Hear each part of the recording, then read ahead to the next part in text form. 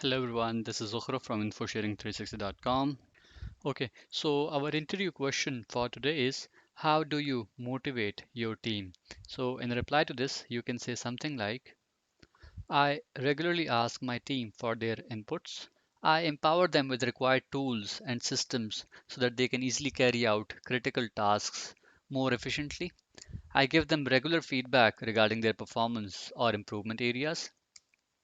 I always praise them when they deserve so.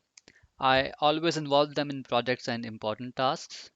I make them feel valued by spending time with them, communicating openly with them, listening to them, and acting upon their valid points. Moreover, I motivate them by giving them the right training, which ultimately helps them in achieving their targets.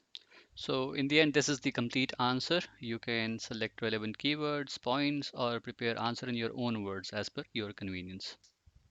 Please don't forget to subscribe our YouTube channel InfoSharing 360. Thank you for watching this video.